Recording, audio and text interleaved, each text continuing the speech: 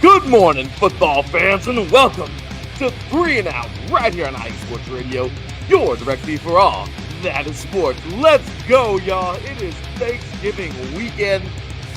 I hope that each and every one of you out there had an awesome Thanksgiving, that all of you ate as much as I did, because I definitely picked out, and that all of you enjoyed all the great football from morning to the night. It was so much fun. Well, for those of you who live on the other side of the country, from afternoon till I guess the deep night, but whatever. Regardless, it was a lot of fun. 3 really good games we're going to be getting into in just a few minutes. As a matter of fact, we already have one of our very own in the chat ready to rock and roll, if you know what I mean. This guy bearing down over there, our very own Adam Karnick. Well, we're going to get into that. And of course, we are going to get on into all of our awesome high school football. We crowned ourselves a champ last night in CIF Division 1. And boy, this was not the game I thought it was going to be. Let's be real, this is probably not the game a lot of us thought it was going to be. So was it? We're going to talk about that in just a few minutes. Also, we're going to get on into the 3-seed two-way semifinals are set. Who will be moving on to the national championship? Also, NJCAA, it's the same story, except for next week they'll have their semis and who will be heading on to their national championship. Division 3 now in the second round, Division 2 and NAIA all in the second round as they all run for their quest in history, college football history.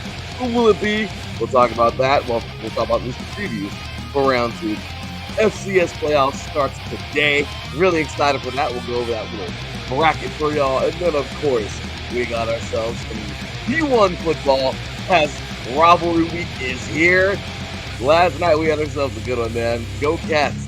Arizona got it done. Huge game. And oh yeah, Texas Longhorns. We got to talk about those guys and plenty more, previewing the entire weekend of the NFL tomorrow. Lots of good games. We're going to have ourselves some fun. And those 2 jerseys over there in our little thumbnail picture, yeah, they'll be going head to head. We're going to have ourselves some fun today, y'all. Be ready to rock and roll. You are now tuned in live to 3 and Out right here on Ice Sports Radio. Your directly for all that is sports.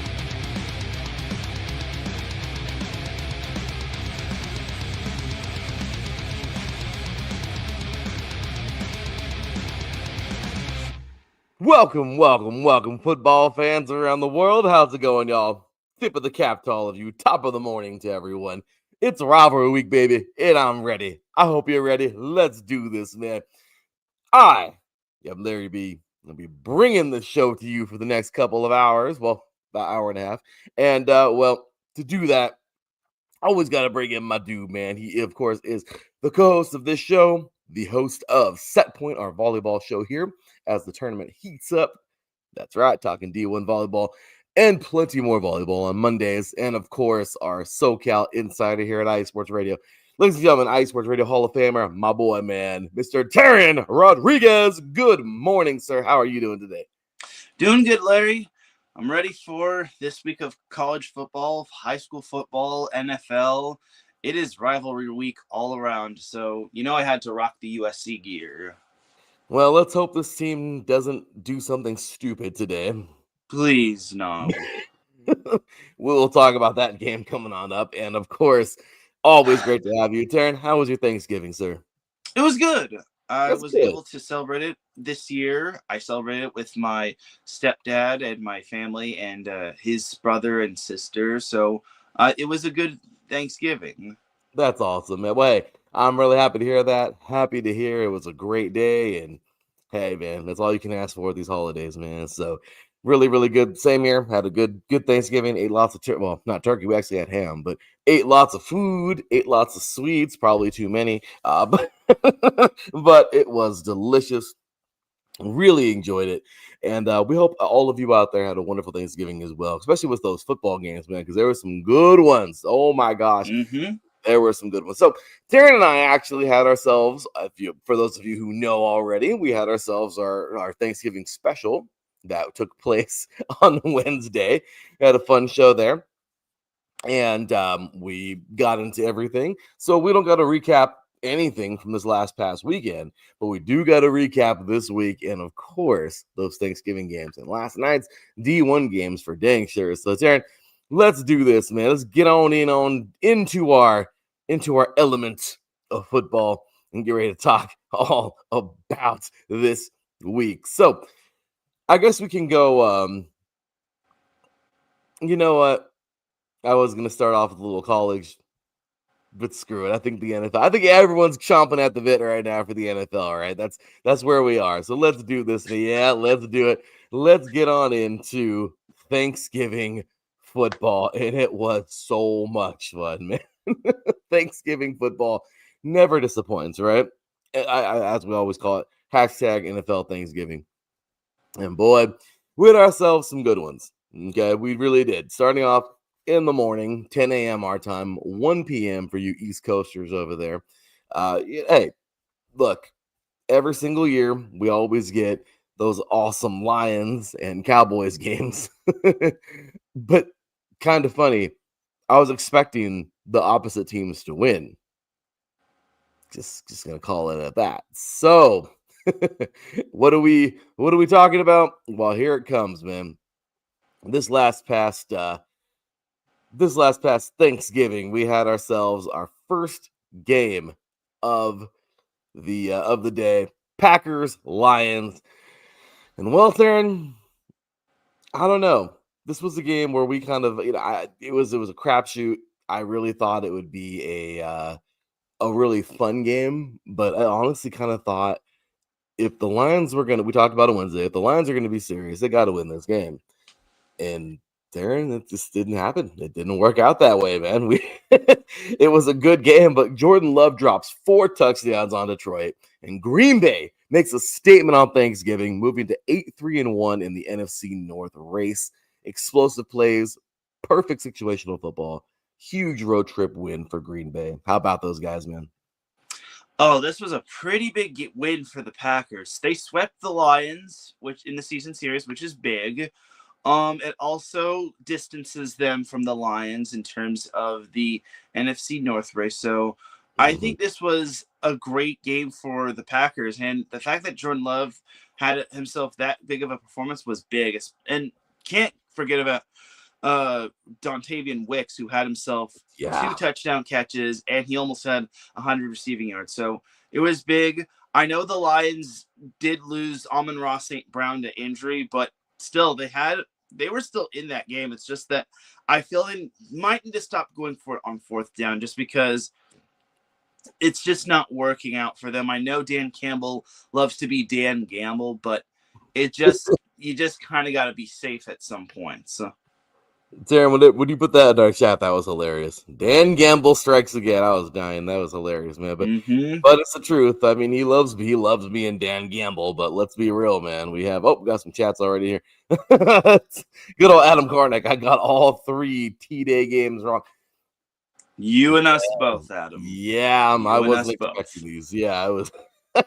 Well, these games were fun. They were fun, but boy, for some of these teams, it weren't very fun. So, yeah, when it comes down to it, dude, I love the Lions. I think they're a good football team. I really want them to win. I've been cheering for them for years, but I don't know, dude. As of right now, the teams that I've been really cheering for, obviously, Buffalo, Detroit, they're just going backwards, and it sucks. I wish there was better news for those fans, right? But it's just not the case right now, man. So, there you go. First game of the day down, and big victory there for the Packers. Moving on to the second game, Cowboys get this thing done, man. Dak Prescott delivers 320 freaking yards, clutch throws, and a huge 2-point conversion to take down Mahomes in a Thanksgiving thriller.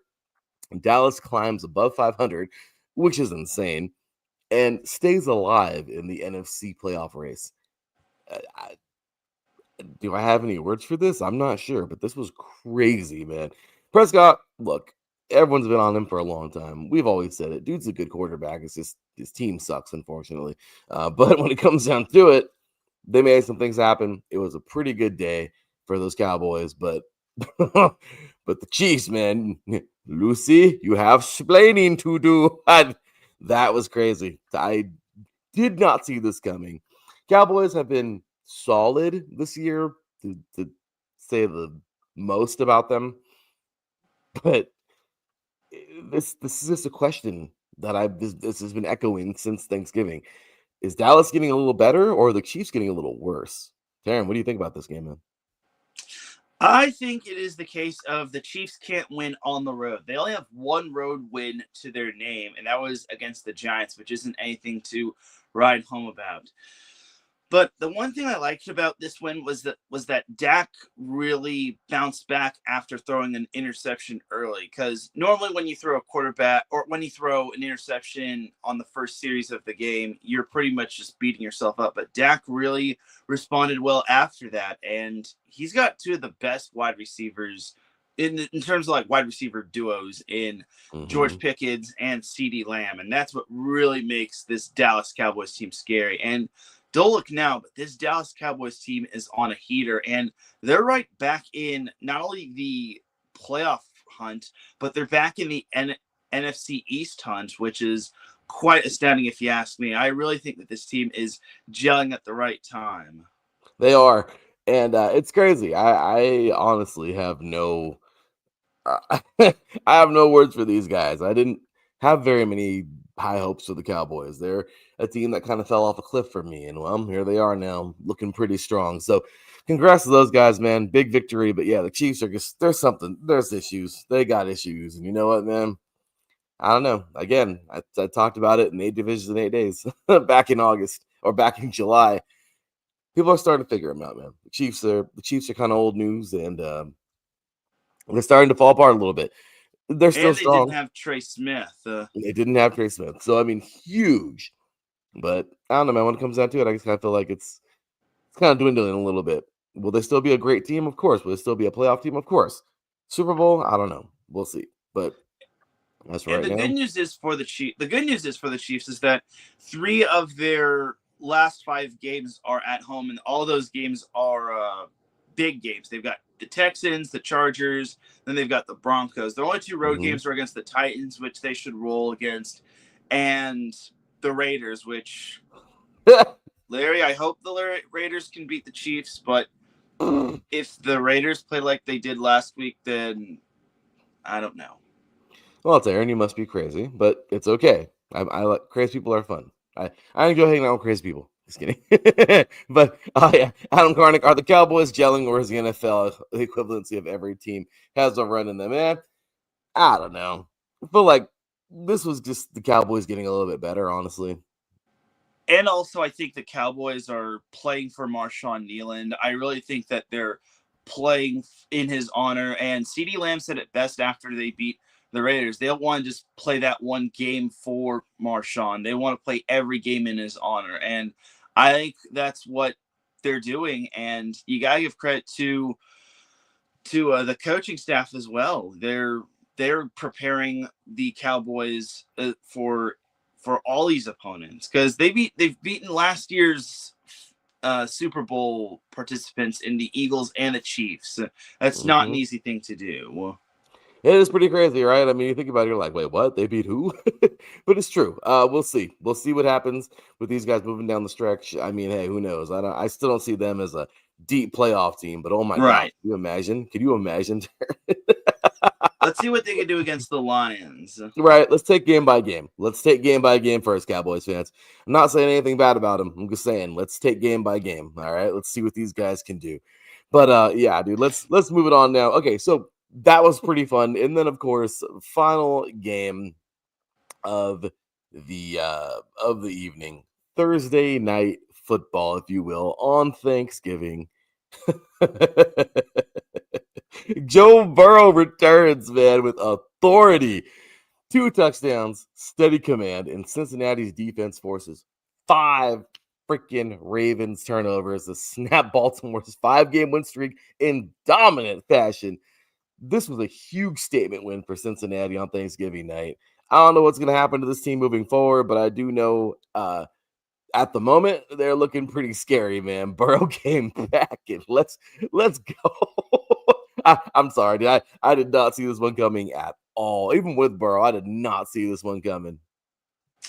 Yeah, the big thing that I was surprised about is that the Bengals wound up having such a great game defensively, because normally they have the worst defense in the league, but they forced 5 turnovers against the Ravens, and the Ravens kind of shot themselves in the foot. I mean, they had the potential touchdown wiped away that went into the end zone for a touchback.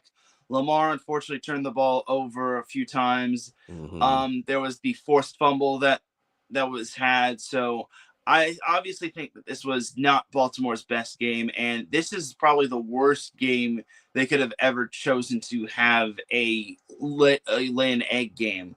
I don't want to say that the Ravens looked ahead to their next week's game against Pittsburgh, but I will say now it gets a little interesting in that AFC North race, just because the Steelers now are in control of their destiny before next week. So we'll have to wait and see what happens with Baltimore. But that's a bad loss right there if you're Baltimore. They cannot make the Bengals defense look like the 85 Bears. They just can't.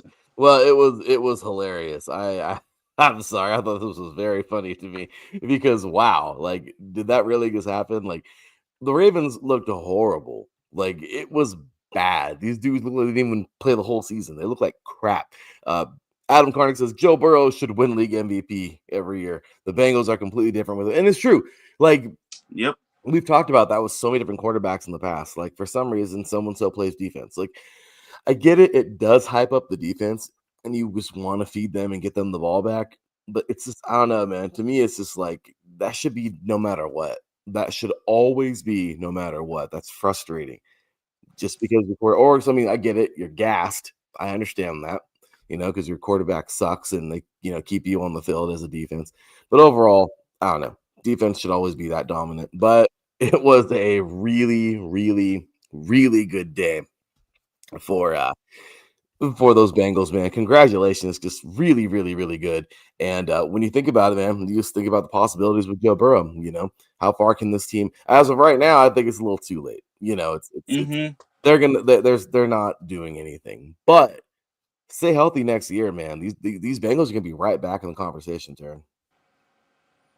Oh yeah, indeed. They need to keep Joe Burrow healthy as possible. I mean, they can't just keep doing this every year where they start 3-8 and they have to play catch up to everybody. It just doesn't work that way. And I mean, they have an outside shot at the playoffs. They'd have to win the division, but that would be implying that the Steelers and Ravens collapse down the stretch. So overall, it's good momentum for next year. But honestly, they shouldn't be making the playoffs. I don't see them making the playoffs unless they're winning the division. Yeah, that's this division this year. That's it. That's all they're gonna do is be fighting for hey, good finish. Right? I mean, that's it, Teran. That's what we're gonna fight for. Hey, we're gonna fight for a finish strong and try to pick up next year. I mean, what do you do? What do you do? At this point in time, it happens. Injuries happen. They suck. We don't like them. It's a part of the game, though. So next year, let's see. Let's see what these guys can do. I think it's a little too late. But then again, I don't know. Crazier things have happened, Teran. But it was awesome, though. Congratulations to these guys. And really, really fun game. Overall, I was not expecting it. Was not expecting that at all. What's going on, Marcus Lowe's? Great salute to you, good sir, as well. And my boy Marcus, well, thank you, good sir, for tuning in, man. Appreciate you guys, Mr. Adam Carnick up in here, just having fun with us. We appreciate you guys tuning in this morning, man. We're having a lot of fun on air. And I gotta tell you right now, this is gonna be a fun one. So, all right, guys, sorry about that. Computer froze for like a second. So, okay, here we go. Let's go ahead and move it on now. We have ourselves. We got all into those Thanksgiving games, man. Hopefully, you enjoyed them all and enjoyed Thanksgiving. Darren, let's go ahead and get a quick recap from this past week in Division 1. Well, a couple fun ones, man. I mean, Bowling Green, they take down UMass 45. Wait, let me change the banner. Hold on. Whoops, I got a little ahead of myself. Going on to the FBS there. I know we're gonna get into Black Friday in a few minutes, but there's a reason why I'm doing this. So really quick, I just want to run through these really fast just to catch up to Friday's games. So Bowling Green, man, they take down UMass 14 behind a huge day from Aiden Denny. Dendy, he has 115 yards, 2 touchdowns. Amazing job for him. And UMass, man, continue to suck. They're at 0-12 now. The Western Michigan Eastern Michigan rivalry game is always fun, right? That, of course, we talked about that a couple days ago. Which was a fun game. Western Michigan getting the better of Eastern Michigan, 31-21. And then, of course, Memphis, we talked about this game. Fun game here. Navy battles back and beats the Memphis 28-17. So we talked about those 3 games from earlier, Teran, earlier in this week. But this week, man, on Black Friday, okay, so now I know we got to go back to the NFL. I'm jumping around a little bit. Let's try to keep it chronological. So those, if you guys didn't catch those from earlier in the week, we talked about those in the FBS.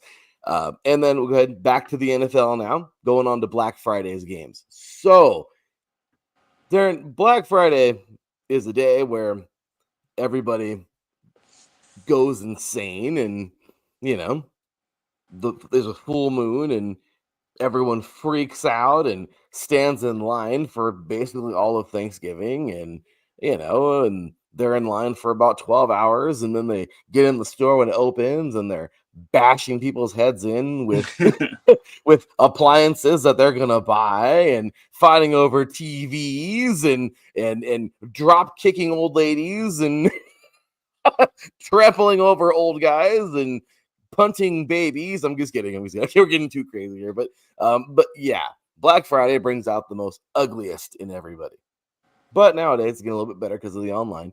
But Black Friday is a holiday that I don't even know why it's a holiday, but it's where everybody goes extremely crazy and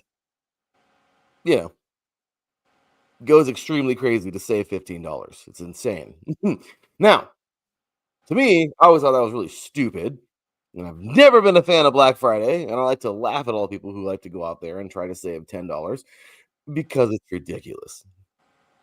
But this last past Black Friday, for those people who were going crazy over this game, I'll take that. Because, it's always a weird day anyway, because everyone's wasting tons of time and, they're jumping over $1 to make a dime, apparently. You know what I mean? Like this, it's that kind of thing with Black Friday, Teran. But in the football world, things got a little crazy as well. And boy, oh boy, this was crazy. The Chicago freaking Bears just knocked off the defending Super Bowl champions. Someone explain to me how this is going. I still don't like Caleb Williams. Still not a fan. But whatever. Chicago marches into Philly and hands the Eagles a tough home loss behind Caleb Williams' clutch throws. He played well, but my guy's 130-yard game and a defense that controlled the freaking day.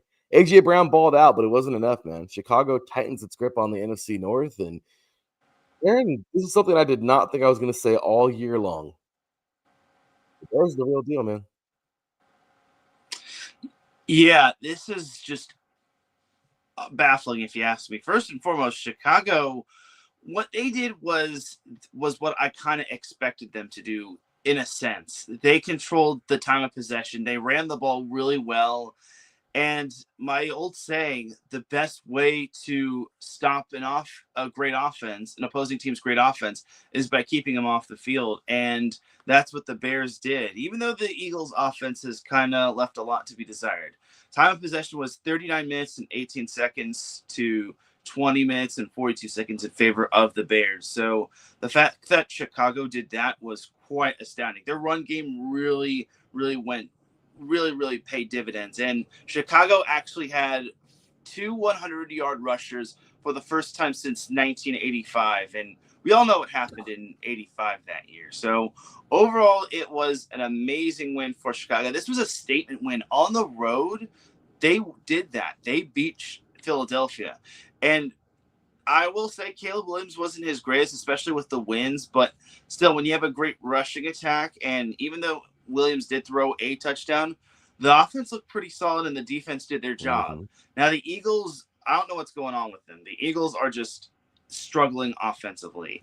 Even in their wins, they're struggling offensively, but now they've lost 2 in a row to the Cowboys and the Bears.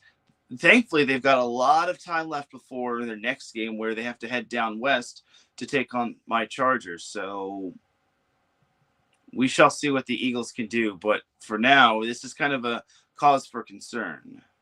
Teran, it was crazy, man. I was not expecting this at all. You're totally right.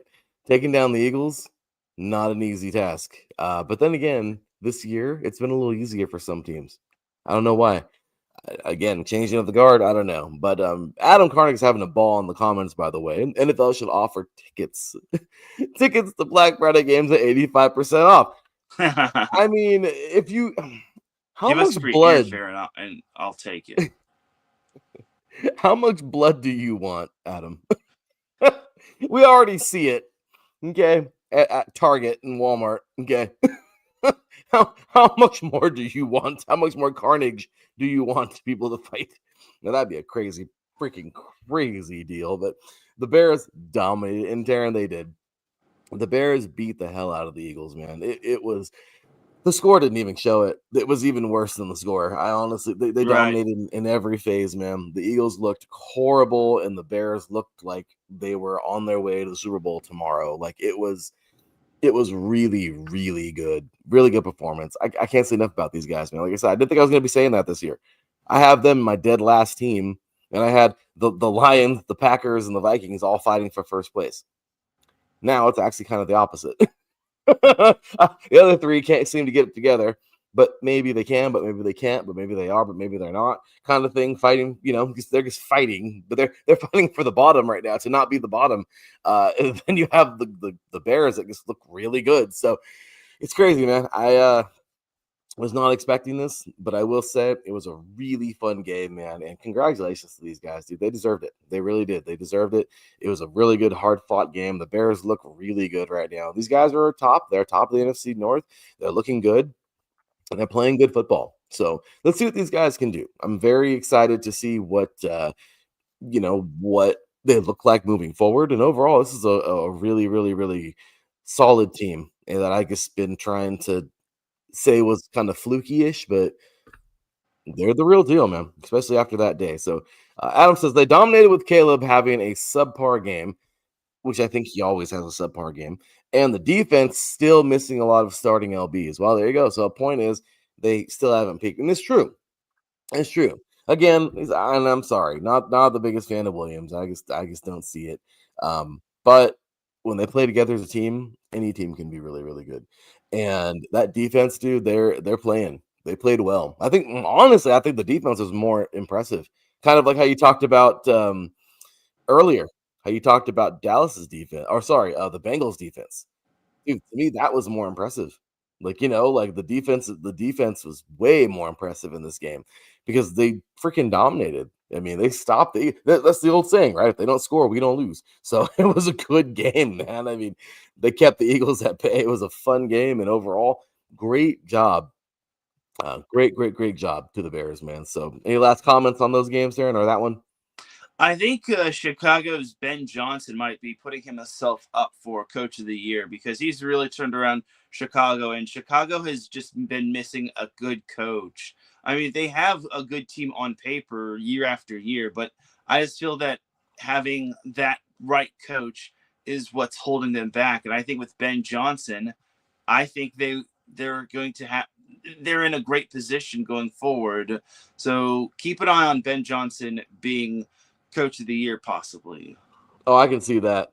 I'm telling you, man, this team, I'm glad we need to talk about them today. This team is just a very solid football team, and they should be very proud. They should be very proud. This was one hell of a game, and they look solid, man. So, yeah, they stopped the tush push, and they did. This is a good football team, man. They everything was hitting for them yesterday. They did and all stop the tush push. They're good, man. I like this team a lot right now. I think the Bears have changed my thoughts a little bit, and we'll see. let's see what they can do. I really am interested in paying very close attention to this team. How well will they be down the stretch? This is it.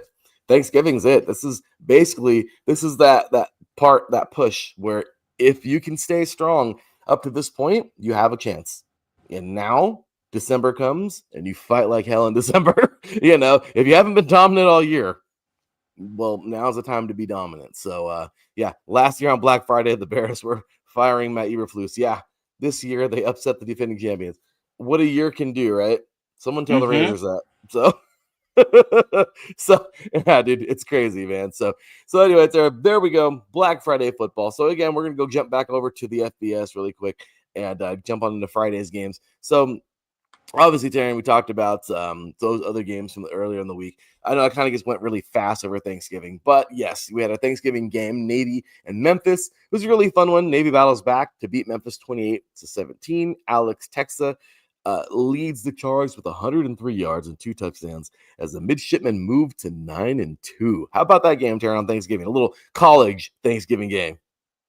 Well, that's a big win for Navy just because that kind of puts them in a good position going forward in terms of the American Conference standings because, they're 7-1. North Texas is 7-1. So that means that, they still have to wait until for Tulane. I mean, I think there's like a bunch of scenarios where it all depends on what'll happen with the Tulane game, but Navy should be in a good position to make the American the AAC conference. So we'll have to wait and see, but that's a massive win right there for Navy. I think Navy really is a solid team, and if they didn't lose to North Texas, then we're talking about this team possibly being a potential candidate to make the college football playoff, and they could still be.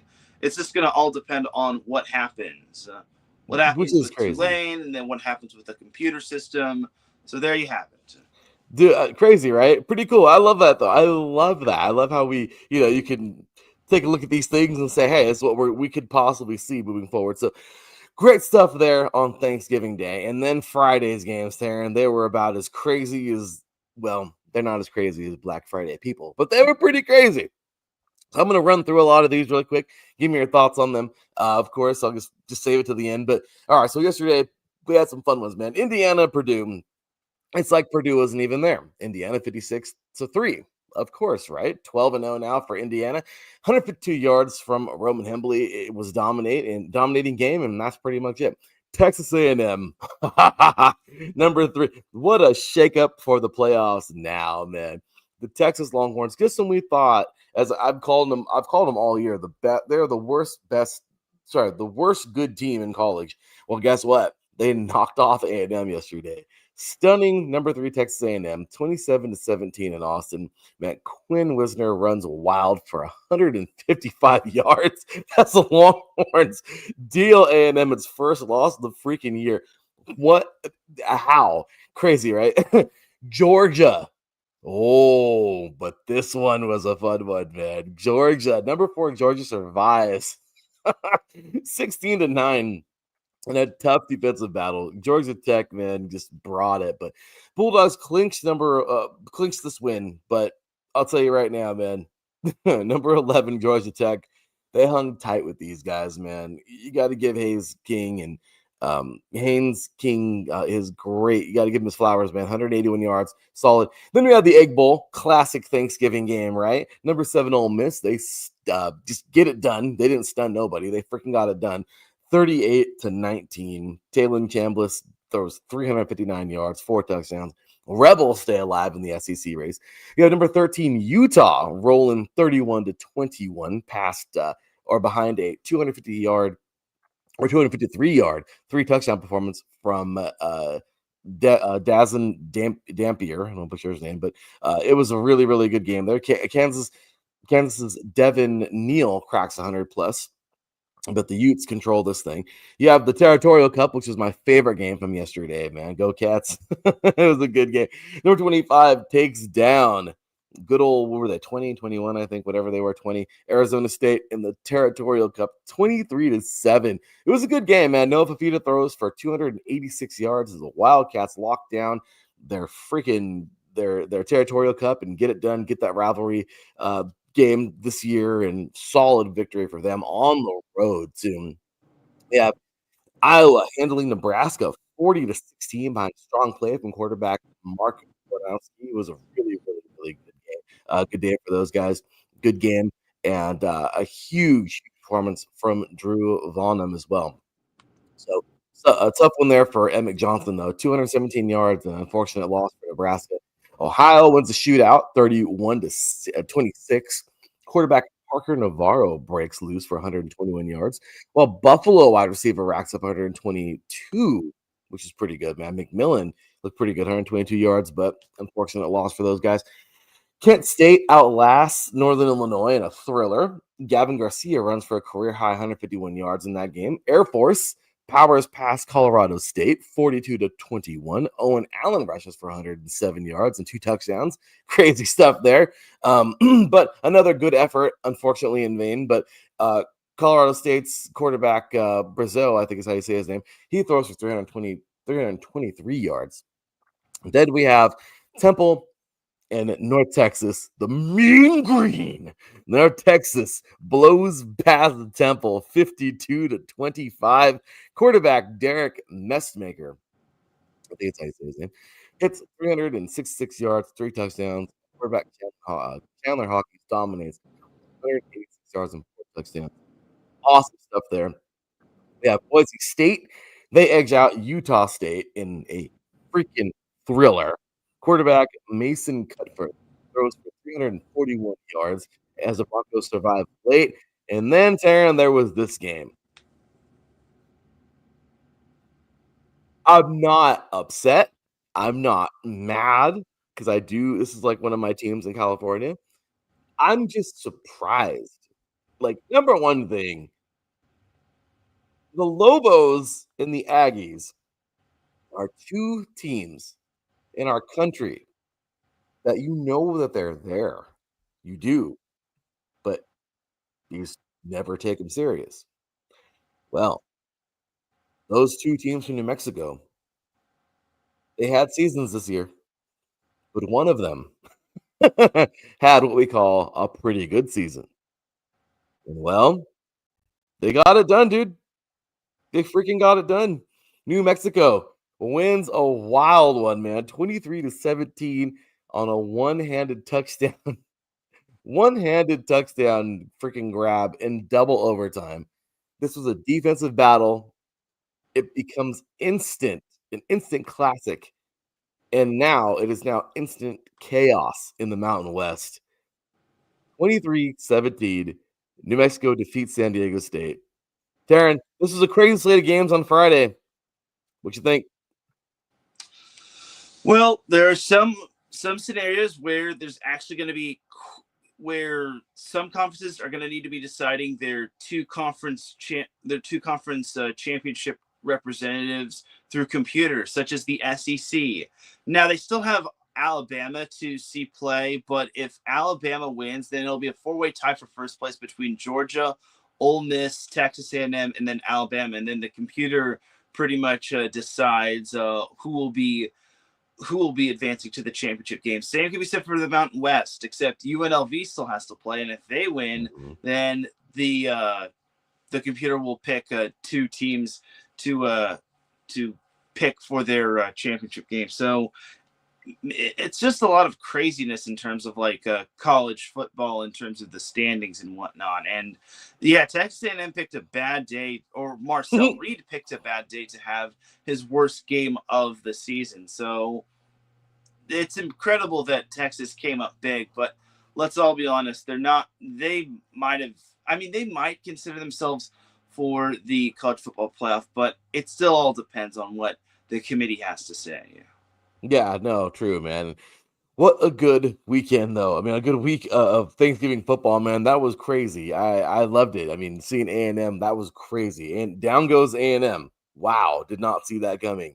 What else was crazy here? Like I said, I don't know. Some people Indiana made completing its perfect regular season.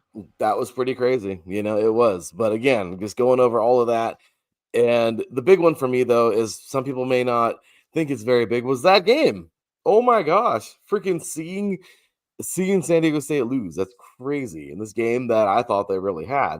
And then, of course, Arizona winning. That was pretty cool, too. So, I don't know, man. We had some good football, like I said. We had some good football over the last couple of days, man. But any more thoughts or comments on those? So Arizona did win, but I totally forgot about Arizona State not having a Zach Deckard, I think his name. But Arizona has really come a long way. So Mhm. the Wildcats, they were able to bear down themselves. So that was a big win. Utah had themselves a great comeback win. They're still in consideration for the college football playoff.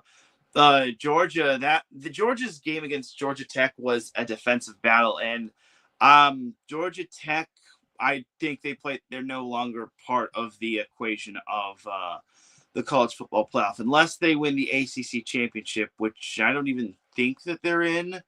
No, they're not. It's down to Virginia, Pitt, and SMU.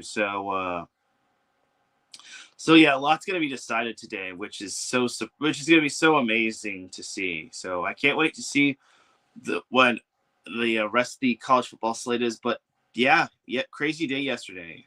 That was It just the was. appetizer. It was, man. It definitely was. Today, in about an hour, we got some really fun stuff. Rivalry week coming on up. But Darren, let's jump into some high school football, man, because, well, we got to talk about some of this craziness from this past week. Okay. For those of you who've been watching this and not turning it off by now, because we get to the lower divisions and people are like, well, no one cares. Again, this is what matters more than the NFL, guys, because these are the guys who are going to the NFL.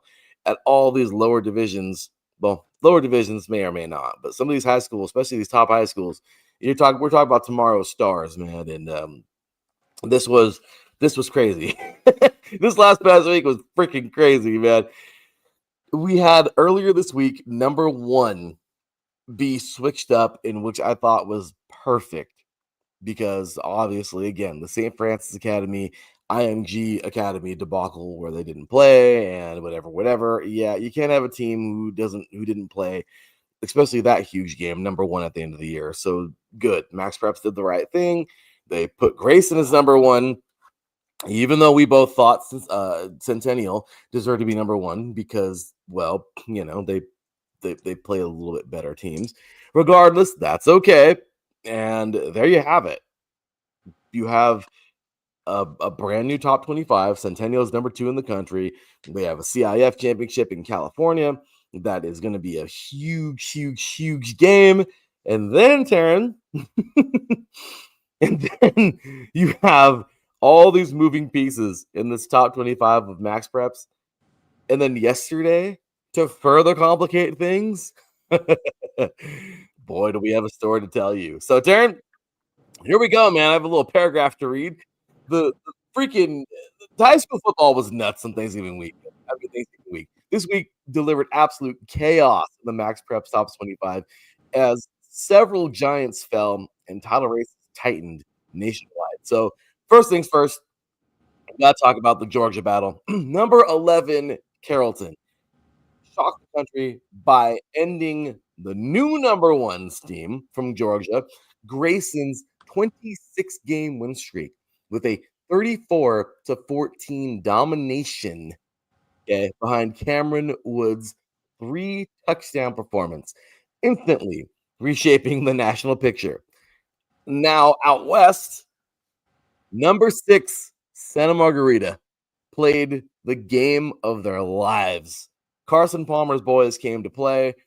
Coach Logan's boys did too, but Carson Palmer's boys played a little bit better, crushing number 2 Corona Centennial 42-7 at the Rose Bowl to claim the CIF Division 1 championship behind an unreal 299-yard 4-touchdown outing from USC-bound Trent Mosley. In Texas, we head on to the Lone Star State. Number 9, South Lake Carroll improved to 13-0 after a weather-delayed 49-31 win over Prosper, maintaining its explosive offensive pace. Number 7, Buford. Number 8, Edna Carr. Well, Buford out of Georgia. Number 8, Edna Carr out of Louisiana. Number 12, St. Thomas Aquinas out of Florida. And number 16, Bixby out of Oklahoma, all rolled through postseason or through the postseason with convincing victories, while number 5, Bishop Gorman, secured yet another Nevada state title. My gosh, the Gales do it again. Meanwhile, number 23, Don Bosco Prep in New Jersey, came up just short as St. Joseph Regional claimed the non-public single A championship. With multiple undefeated teams still alive and new contenders emerging, the national rankings are about to look drastically different heading into December's state championship slate, if you will. Some have already played, Teran. Some have already played. Okay, for instance, like last week, we had Corner Canyon, who won in Utah. They're state champs. But Teran, all these different tournaments are going on. What in the hell happens to the rankings this week? Teran, take it away, man. It's going to be massive chaos. The top 2 teams from nationally ranked both fell down. So I can only hope that St. Francis or IMG aren't going to be number 1. Yeah. I would imagine it'd be Bishop Gorman. I mean, I wish we could put Santa Margarita as the number 1 team in the nation, but those 3 losses being to Bosco, Gorman, and they lost. Oh, yeah, and to Mission Viejo. I forgot they lost to them too. But, oh, man, Santa Margarita played the game of their lives. Their defense is for real. They shut down Corona Centennial. I thought it was going to be a lot tighter game, but I don't think anybody predicted this result. Santa Margarita really laid down the wood. And what I liked about this game is that after the game, Trent Mosley said, we haven't been good the past few years, so it's really special for us to win this. So you got to remember what Santa Margarita did. Tri-League, Trinity League champions. They knocked off Sierra Canyon. They shut out Olu in the semifinals. They took down Corona Centennial in the championship game. Took down Corona Centennial twice, which was absolutely amazing. Remember, they also beat Mater Dei as well. So Carson Palmer really turned around his alma mater, and I think he became one of the few coaches to win at his alma mater, because I think he became the first coach since Bruce Rawlinson did that with Mater Dei. So the fact that Carson Palmer did that in his first year, mind you, is absolutely amazing. And by the way, college teams, NFL teams, please give Carson Palmer his space. Bro just won himself a CIF Southern Section championship, and now they're thinking state championship. So we'll take it one day at a time, though, just because Division One has the Division One winner has the following week off, and they automatically qualify for state. Yes. Which means we'll be seeing Santa Margarita not too far, because they'll be playing at Saddleback College. Which is pretty cool, man. This is exciting. Teran, right now, I don't even know what happens. But you and I we were texting a little bit about this last night. Okay. Logically speaking, for the rankings, Grayson fell. Centennial fell. We talked, you just brought that up right now. Number 1 and 2 fall. St. Francis Academy or IMG, they're 3 and 4, but again, they didn't even play each other. Therefore, no. Bishop Gorman played everybody this year. They didn't play everybody, but they had a damn good schedule. And there's somebody that I wouldn't mind it going to. And I honestly do believe that this is going to be the new number 1 right now, because, well, they've played this year. I mean, they've lost to they beat everybody they played except for Mater Dei, who they lost in their home stadium 27 to 24 to back on the 19th of September. But they beat Centennial, not Corona Centennial, but they beat the Vegas Centennial. They beat Kahuku. They shut them out 38-0. They beat Lone Peak. There was a forfeit there, so I don't know what happened there. But East St. Louis, they beat them. They lost to Mater Dei. And then they even beat Santa Margarita, which was the team that just won it all 14-0. They won it in Santa Margarita. Then they went on and just ran through their league. Palo Verde, Mojave, Somerset Academy, Losi, I don't know how you say that. Shadow Ridge, Foothill, Arborview. Now they're dominating. Now they're doing their thing, and they're state champs. But Teran, I don't know. Logically, I don't know who's next. You look at this top 25 and you say, okay, well, Santa Margarita's right there, but are they going to leapfrog Bishop Gorman? No, because Bishop Gorman beat Santa Margarita. And the rest of the teams, Buford, Edna Carr, South Lake Carroll, even Mater Dei, Carrollton, St. Thomas Aquinas, none of them, I think, are honestly deserving of it. I mean, they are, but they've lost too many games or whatever. So, Teran, when it comes down to it, I mean, I'm saying, or the quality of opponent in their schedule. Realistically, I see Bishop Gorman being number one. And honestly, unless they somehow, I mean, their season gets ended. So realistically, I think no matter what now, I honestly think Bishop Gorman will win themselves a title. What do you think? Yeah, I totally agree. And Bishop Gorman didn't even lose that badly to Mater Dei. So I think for Gorman, they're definitely deserving of it. Again, if we had seen St. Francis and IMG face one another, that would have been for the national championship. But because they had other plans, they didn't play one another. So Gorman should be number one, Santa Margarita should be number two, and then so on and so forth. But overall, this year in terms of high school football has just been all over the place. I mean, it's crazy that the CIF Southern section has a new champion, and Santa Margarita wound up winning its first championship since 2012 when they wound up winning in the highest division. So the fact that Santa Margarita is back on top is pretty darn good, if you ask me. It's awesome, dude, seeing it. So there you go, man. High school football is insane. Again, just lots of moving stuff here, moving pieces. And well, Teran, what do, man? You cheer on the teams, right? You cheer on whoever you can. Because again, all these guys are tomorrow's stars, man. So you cheer these guys on no matter what, and you wish for them all for the best in the next level of their football career. And to those who just say, "Hey, that was fun playing high school football," hey, well, thank you for giving us great games, right? So, great stuff, man. Really excited for these guys moving forward. But yeah, I do expect Bishop Gorman to be number one next week, and let's see what happens. But again, let's see what happens with the other stuff too. I mean, Santa Margarita is definitely they're gonna play somebody. They're gonna play somebody. Who is it gonna be? Probably De La Salle, unless further notice. Yeah, and it could be. So we're looking forward to that, man. But okay. So anyway, Teran, anything to add for high school football before we're out of here? I think that is pretty much it for the most part.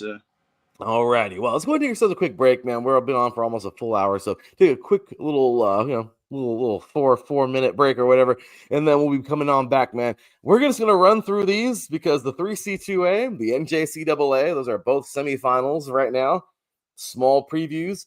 The brackets for D3, D2, and NAIA are all set. Well, we're already in the second round. The FCS bracket starts today, and then, of course, we got Rivalry Week starting up today. We got some NFL picks to make. So, Teran, we got a whole bunch to get to in just about an hour's time. So, let's do this, man. When we come back, we're jumping on into the 3C2A semifinals. You are watching 3 and Out right here on IE Sports Radio. Your direct feed for all that is sports. We'll be right back after this.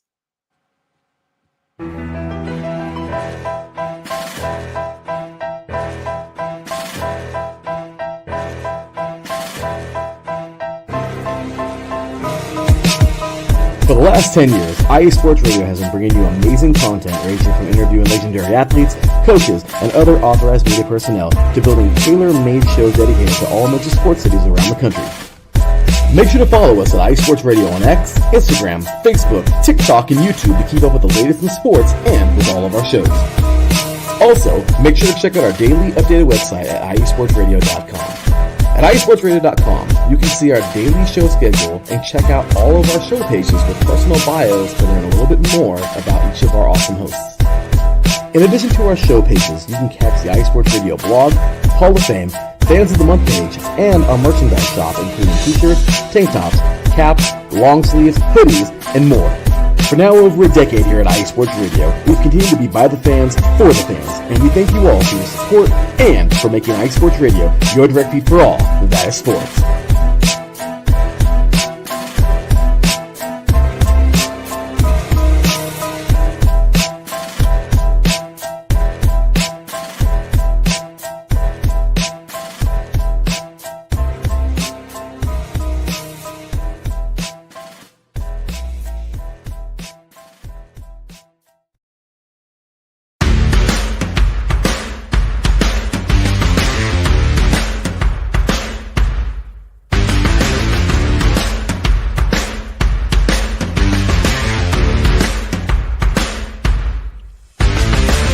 IE Sports Radio fans, this show is brought to you by Planet Jerky Premium Brisket Beef Jerky.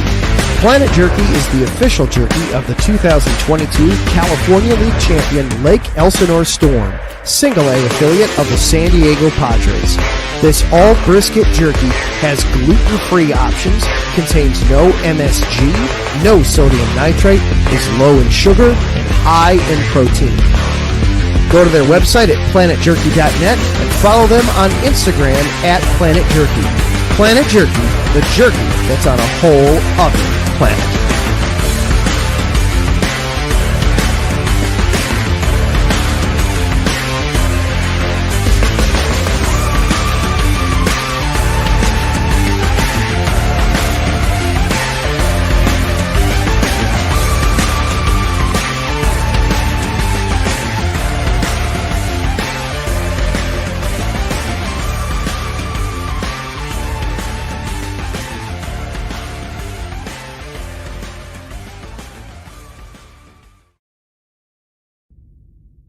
Rise and shine.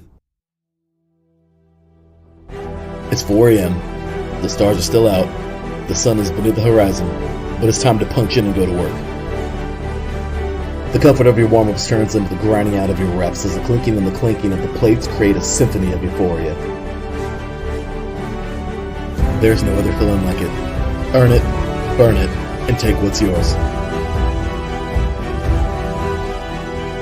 IE Sports Radio has proudly partnered with Vital Apparel, a brand that not only fits great, but also promotes and donates to mental health research. Use our code IESR to get 15% off their comfortable and inspiring gym wear and help them on their amazing journey to support mental health. Go hard, take part in your iron therapy, and be strong.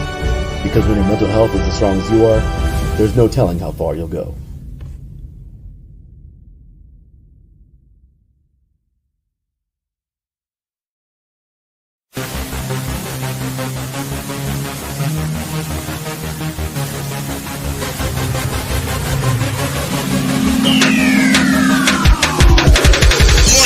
Everybody, this is Teran Rodriguez. Are you a fan of volleyball? Are you a fan of Thunder Spikes? Then I have the show for you, Set Point, where I cover NCAA men's and women's volleyball, high school boys and girls volleyball, beach volleyball, and even professional volleyball. Catch the action every week here on IE Sports Radio, your direct feed for all that is sports.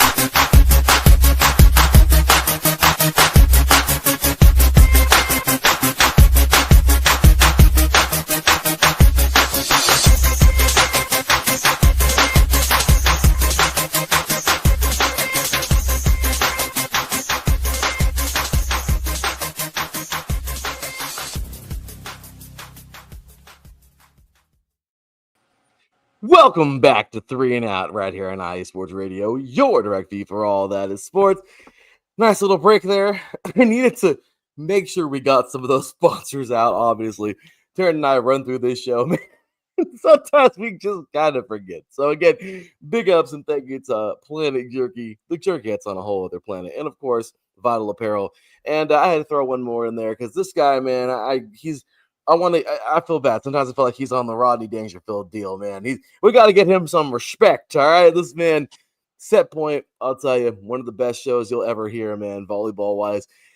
This guy covers it all. If you love this show with football, it's literally the same exact thing with volleyball with this guy. I mean, he's all in it, man. So loving it. Does an amazing job. Amazing interviews with top-notch coaches. And I'm telling you, man, like he's all over the place. Guy is in the building with so many different teams, just all over the place. Teran, I love it, man. You do an amazing job over out there on Set Point. You're constantly at Long Beach State. You're over at the Galen Center and USC. You're covering AVP volleyball. You're covering, any volleyball that can be covered. This man is there at major tournaments. So you got to show him some love. Give him his flowers. Teran, do an amazing job, dude. Thank you, sir. Thanks, Larry. Appreciate you. Of course, brother. You do a great job, man. So Really loving it. Always a great show there, man. Monday evenings, 6 p.m. Pacific Standard Time, 9 p.m. Eastern. Make sure you catch him, man. He is awesome. And of course, check out all of our awesome highlights here on TikTok. You catch these same exact highlights over there as well there. So anyway, man, check us out. There you have it. And well, Teran, let's get on now into some 3C2A because, well, these are going to go kind of fast now because, again, this is it, man. The conference is set. I mean, the conference is set. The 3C2A playoffs are set, man. This is the semifinals. We're ready to roll, man. This is it. So last week we had one of the craziest games I think we'll ever see. Mount Sac defeating El Camino in 5 overtimes, 42-40. But this week they will face a whole new beast, and so will the other 3 teams. Well, I guess you can say whatever. You get it. We got our semifinal, if you will, our North final and our South final, which is really just semifinals for the entire thing, going on today. And well, here we go. So, Teran, today we're making a pick'em. This is gonna be a fun one, a fast one, and a fun one. Playoff football in San Mateo. The number 1 CSM Bulldogs, College of San Mateo Bulldogs, return from their bye, obviously their week off during the first round of the playoffs, to host number 5 Fresno City in the NorCal semifinals this Saturday, of course, today at noon. Who you got? I got San Mateo winning this one. It was great that Fresno City was able to beat San Francisco, and I am actually proud to have made that prediction. But let's all be honest with ourselves. San Mateo is still the state champs until further notice. So San Mateo will play like state champions and win like state champions. So, and then they'll have a chance to continue their quest to defend their crown. And also they'll have a chance to make it to the Northern California final. So give me San Mateo. Yeah, I agree, man. This is it's a great game. It should be a fun one. I like Fresno a lot, but it's true. San Mateo is San Mateo, right? And this is it. I mean, this is and again, I'm sorry, guys. I don't know why I said semi. This is the quarter of the semi. You guys get what I'm saying. Yeah, it's the regional semifinals / state quarterfinal. There we go. Thank you, Dan, for making that easier for me. So, yes. So, also up north this week, we got another little battle going on. And, well, this one is going to be fun as well because we have the Diablo Valley Vikings taking on the Modesto Pirates. Obviously, Modesto awaited the winner from last week, and, well, Diablo Valley is in it. Who are you taking in that game? Oh, man, this one's a real tough one. I look, Diablo Valley has really performed well, but you also have to look at what they've really done. I mean, I know it's the matter of what they've done now as opposed to what they've done then. They just beat Butte College, which was pretty impressive. Modesto is a good team.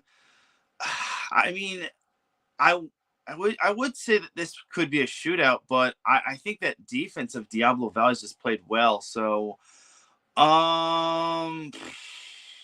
it's, you know what?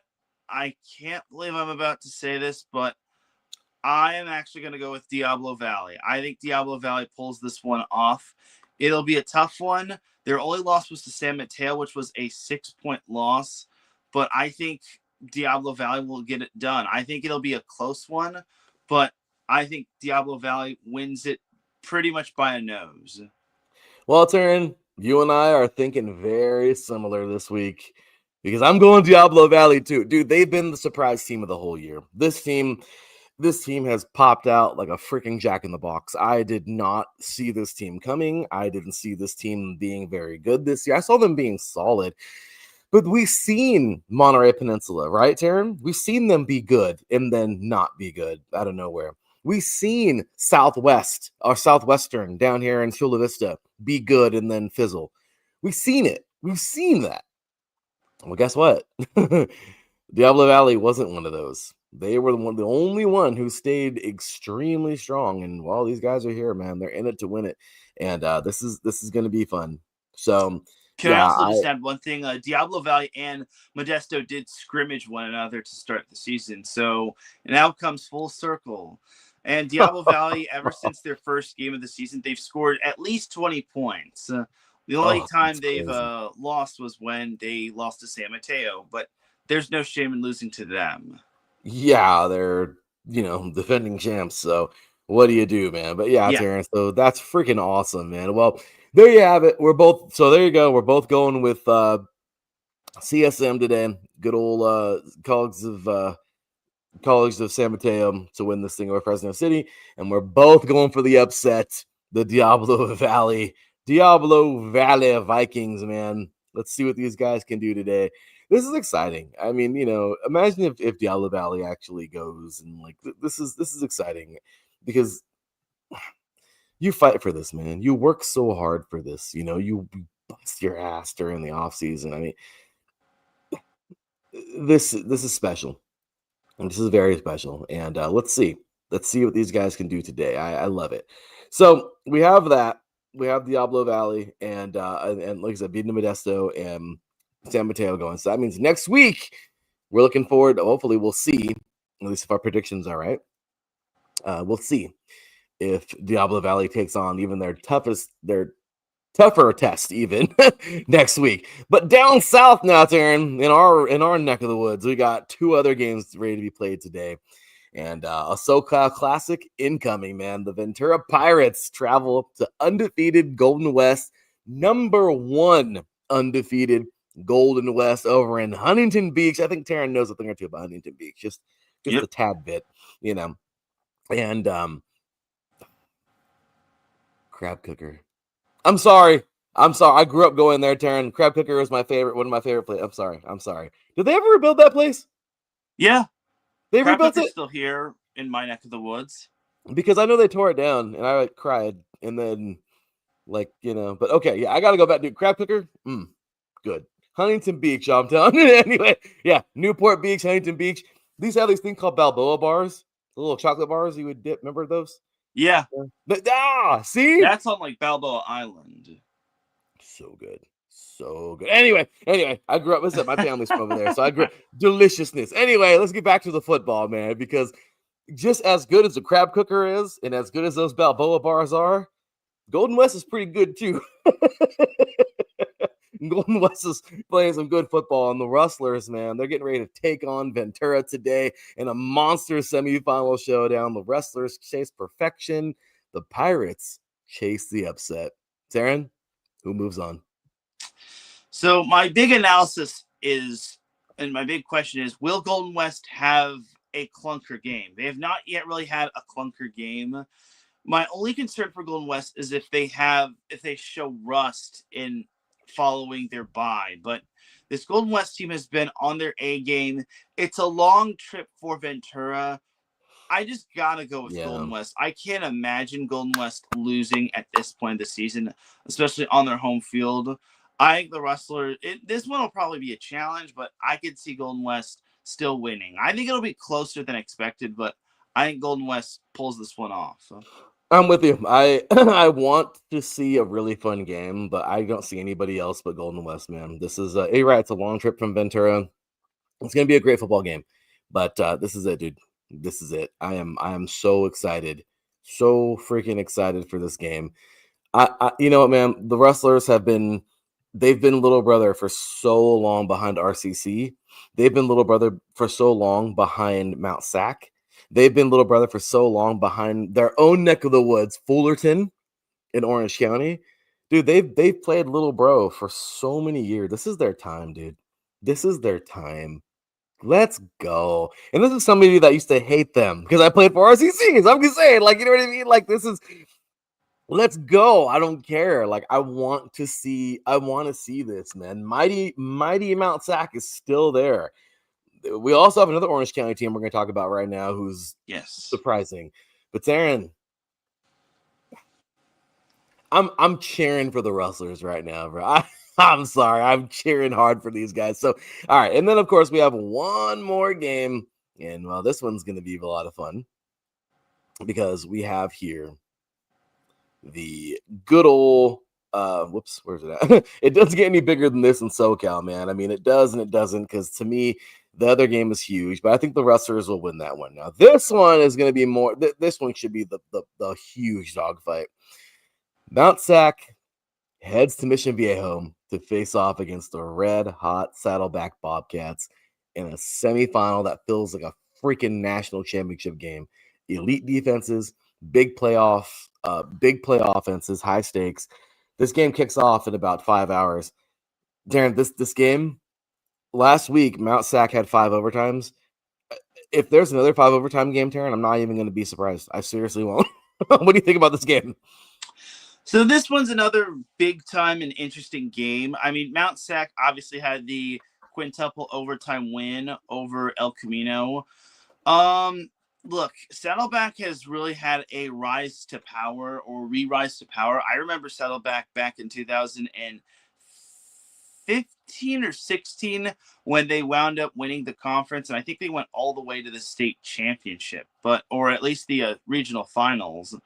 But man, this one's another tough one. I mean, Mount Sac, you gotta remember they're still the reigning SoCal regional champions, but that said, I think Saddleback gets it done. I think they have the team to stack up with everybody. I think Saddleback's defense is going to slow down Mount Sac's offense. So I think Saddleback gets it done. It'll be close. It'll be ugly, but I think the Bobcats get the job done against the Mounties.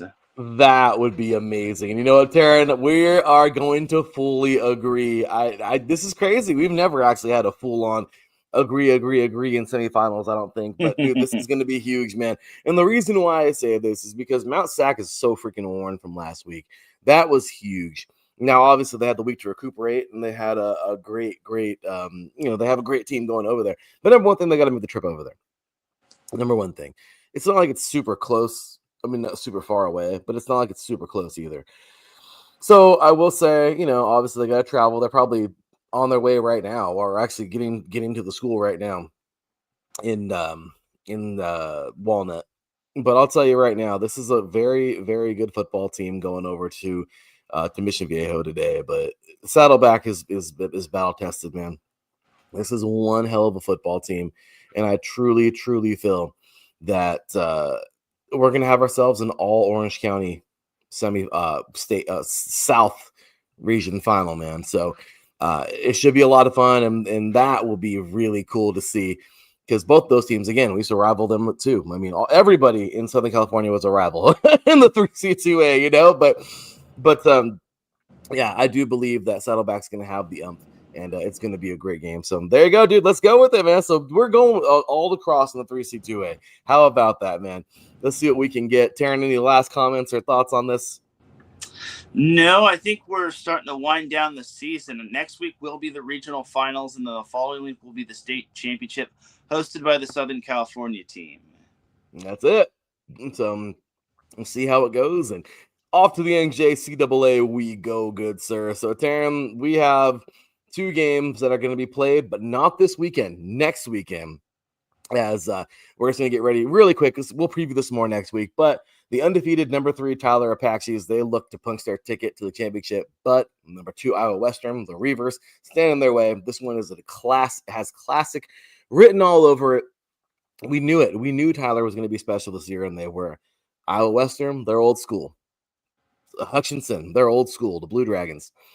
Who will those two do it again and be in that final? And the same thing, number 1 Hutchinson, they faced number 4, a very red hot Northwest Mississippi, the Rangers. They're riding an 8-game win streak right now. So this is all going down next weekend. Taryn and I will have our predictions on that good stuff there. So really fun stuff there in the NJCAA. Taryn, let's move on now to NCAA Division III, man, because the bracket is fun, man. I love bracketology with these guys, man. NJCAA action all day long. Let's get on into it, man, because let's start off with Division 3, as we talked about already. D3. Here we go. The bracket is up, and again, we already talked about the recap. from last week. We had all those teams winning to get into the second round, if you will. Teran, right now, I mean, I know we already kind of talked about it, man, but Mount, obviously, top left, Mount Union, Muhlenberg, John Carroll, Randolph-Macon, Trinity, Texas, Hardin-Simmons, Barry, LaGrange. In those 4 games on the top left, man, who are you taking? I'll take Mount Union over Muhlenberg, and I'll take John Carroll. Oh, yeah, dude. John Carroll's such a good football team there, man. I mean, again, I just feel like all these teams right here, Muhlenberg, I mean, there's a really strong top left. But I'm going to go Mount Union, John Carroll, even though Randolph-Macon is solid. I'm going to go Hardin-Simmons, and I think Barry is going to win that down in there. Yeah, I'll take Trinity. I'll take Trinity and Barry. Yeah, those, again, just solid schools. Overall, I mean, you have, and again, dude, I hate to say this, man, because I like Randolph-Macon. I do. I like them a lot. But when it comes down to it, I don't know, man. John Carroll has been solid. And even though I'm taking Hardin-Simmons, I don't think they're going to go much further, dude. Don't forget, Hardin-Simmons this year, I'll keep on saying it, they got pushed to the limit by Chapman. I don't know, man. Hardin-Simmons, there's kind of a Achilles heel in there somewhere. I don't know, but anyway. So, all right. Next bracket, Pod 2, Wartburg-Wheaton. That's a heavyweight showdown there. We have, that's going to be a really fun one. Whitewater and DePauw, Wisconsin Whitewater and DePauw, St. John's and Monmouth and, what do you call it? Chapman and our very own Chapman down here in Orange County and Wisconsin River Falls. These all take place today. Teran, who are you taking? I'll take Wartburg over Wheaton. I'll take Wisconsin Whitewater over DePauw. Give me St. John's over Monmouth. And look, I like Chapman, but I got to go with Wisconsin River Falls. I just think that these Wisconsin schools are just a whole different breed in NCAA Division III. But if I'm wrong, I'll be the first one to admit that I was wrong. And I'll just say Chapman is playing with house money here. They have nothing left to lose, but so much more to gain if they beat Wisconsin River Falls. True, dude. I really do believe in River Falls because I think, again, these schools are so potent. They are. But Teran, I'm going upset, bro. I'm going Chapman. I don't care. All right. I don't care. Let's see if they do it, man. I mean, dude, Chapman is this school. If they played Hardin-Simmons, if they played River Falls the way they did Hardin-Simmons, dude, anything can happen. To me, this is huge. I really like this team a lot. Chapman's strong. This is a battle-tested team, dude. They've played well. The SIAC isn't the biggest competition, but they've had a good year. They've played well. And you know what, dude? Let's see it. Let's see what happens, man. So there we go. We'll see what happens there. Next pod over, if you will, whatever you want to call it. Pod, sector, whatever. Region. We have North Central taking on Hanover. Number 1 overall, North Central, making their way. Hanover, I feel bad for those guys. Hope and number 13, La Crosse. Number 18, Hope and number 13, La Crosse. Number 10, Platteville. Wisconsin Platteville taking on number 23, Alma. And number 4, Bethel taking on Co. What you got? I'll take North Central over Hanover. Wisconsin La Crosse over Hope. Wisconsin Platteville over Alma. And then to spice things up, I'll take Co over Bethel. Oh, fun. Fun. Well, yeah, I'm in agreement with you on all 4 of those, actually. I was trying to make it seem interesting, but no, I agree. That's actually a pretty fun little bracket over there on that side. But when it comes down to it, dude, North Central, I think, is just going to cruise their way. Don't you think? Yes. I don't think anybody's stopping this team. They've been dominant all year long. They've been the team to beat, and they just keep on reloading. So they are extremely good. And so I'm going to go with those guys. Next up, we got the last one here, and we'll just make it quick. We got number 6 Christopher Newport versus number 22 Susquehanna. Number 6 Franklin versus Marshall. Number 16 Franklin and Marshall versus Eastern. Number 12 Salisbury versus Endicott, and number 8 Johns Hopkins versus Springfield. Who you got? I'll take Christopher Newport over Susquehanna, Franklin and Marshall over Eastern in a close one, Salisbury over Endicott, and then Johns Hopkins over Springfield. All agreed. Those are all my same exact picks, because I guess next week we should have some mix-ups and some fun. But overall, I think this is going to be, these are pretty much where we are. So, okay, next up we have, let's go ahead and just roll on in now to Division 2 and take a look at these brackets. Again, we've had some fun, dude. These have been really, really good. A really good bracket last week. We talked about all the upsets and everything that took place and just absolute craziness. But this week, man, we have ourselves some second round action. Yesterday, Teran, you and I both assumed that Assumption would be out, but they're not. They are taking on Cuts-Down today, number 1 in their region, which is pretty crazy. Then we have Frostburg taking on 2 upset winners, actually, here. Frostburg taking on California, Pennsylvania, which is pretty dang big. And then we have Ferris State, number 1 in the land, taking on Ashland. And Minnesota, well, actually, let me go ahead and just kind of pause there. But in that bracket up there, let me just kind of go back. Sorry, getting those tweets out. So top left, Cuts-Down, Assumption, Frostburg, California. Who do you think? Cuts-Down over Assumption, Frostburg over California, and then I guess left from right, Ferris State over Ashland. Yeah, I agree. I'll take Minnesota State over Indy, and then I'll take Albany State over Benedict, West Florida over Newberry in a close one. And you know what? Give me Pittsburgh State over Harding, and then I'll take Western Colorado over UT Permian Basin. Well, you and I are in agreement for everything, but wow. Okay, so Teran is going crazy and taking Pittsburgh State over Harding. I knew he was going to throw one of those wrenches in the gear. Pittsburgh State has been a great team all year long. They have. They've been strong. They've been a very dominant team. But I think the road ends here for those guys, man. Number 1, Harding, the undefeated Bison. They've always been dangerous, man. They've been solid the last couple of years. Pittsburgh State is very dangerous. Expect a physical and elite defensive game. But when it comes down to it, man, I don't know. I'm going to go Harding the Bison. But Terrence taking the Pittsburgh Gorillas. Also, West Florida and Newberry, man. The Argonauts are strong. I don't see them losing this game. But it will be a close one with Newberry. And obviously, everything else Terrence said, yeah.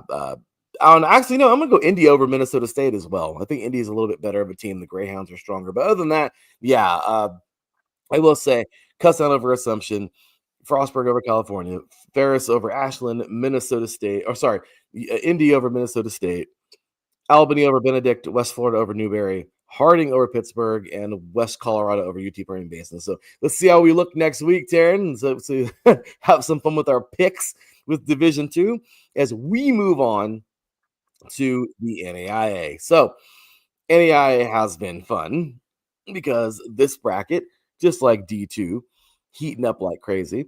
So right now we have number 1 Grandview. They are taking on number 16 St. Francis. This is the road to Red Banner right now. Goes through Des Moines, Iowa, man. 10-0 Vikings host the number 16, 10-2 St. Francis Cougars. Who are you taking? I gotta go with Grandview. This is kind of a no-brainer here, and nothing against the opposing team, but I just think that Grandview is just Grandview. They're just on one, and until anyone can find the answer for them, I gotta go with Grandview. Yeah, they're 10-0. They look good. They're the best team in the country in the NAIA, and when it comes down to it, I don't see them losing right now. They're built different. They are.